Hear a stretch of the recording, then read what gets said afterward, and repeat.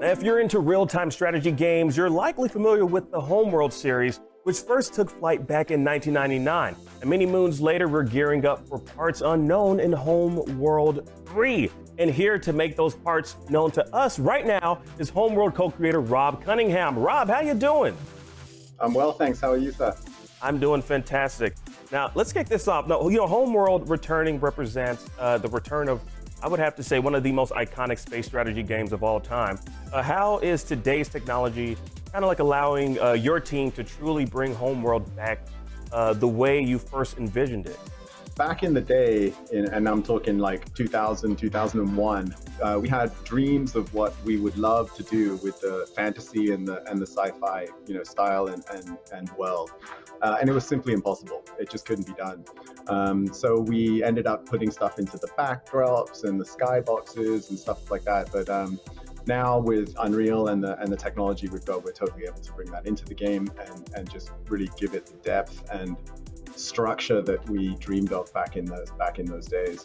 Homeworld 3 is a continuation of the story you first set out to explore many years ago. Like, what can you tell us about the expansive universe we'll get to explore in the campaign? So the campaign is it's obviously a sequel. So the campaign is the continuing of events after Homeworld 2. So at the end of Homeworld 2, the player is shown there's a huge discovery of a hyperspace gate network across the entire galaxy. So travel could be easy and ubiquitous for everyone, and it was sort of billed as this glorious golden age of Sajet that was going to take place. And as is often the case, what appears to be wonderful turns out to not be quite so wonderful. And there's darkness and problems, of course, to deal with as the story develops. Now with that, with that knowledge that we have now, what key elements can you kind of tell us that'll, I guess, help us understand the narrative direction moving forward in Homeworld 3? So the hero of the Homeworld franchise from Homeworld 1 to Homeworld 2 was Karen Sajet. She was fleet command and the sort of mind of the mothership, and she was the navigator of the mothership, and she was mentally plugged in with cables into her head into the hyperspace core of the mothership, which allowed her to travel vast distances and so forth. Homeworld 3 takes place about 100 years after Homeworld 2, and the hero from Homeworld 2, Karen Sajet, has been lost in space, and a great problem is taking place in the galaxy. Gates we're having all sorts of catastrophic problems. So the player is introduced to a new character called Imogen Sajet from the same kith, which is the science kith in the fiction.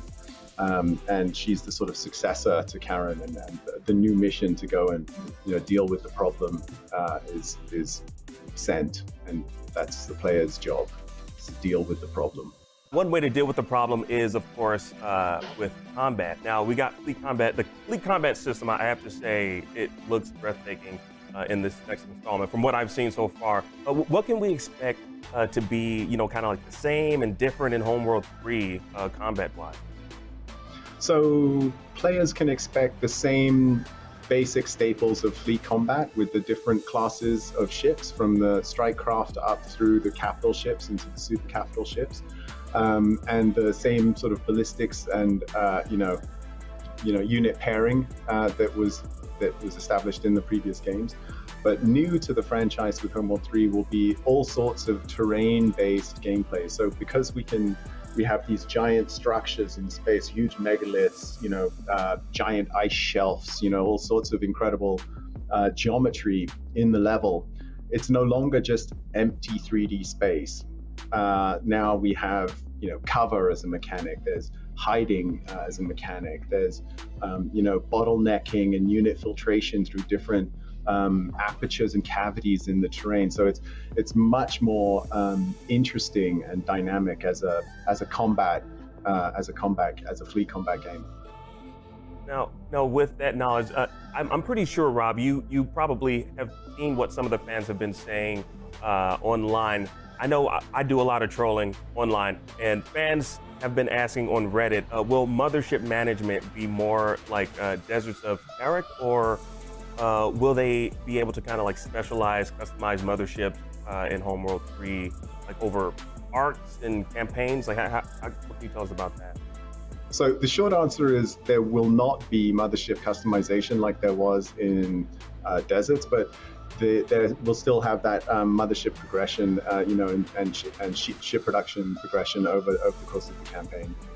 I'm super excited for Homeworld 3. Thank you so much for joining us today. It's my pleasure. Thank you so much. Yes, now this game sounds, dare I say, out of this world. Yes, it does. 2023 can't come anytime sooner for us to hop on into Homeworld 3. Now we're gonna keep the gaming goodness coming with more, so don't go anywhere.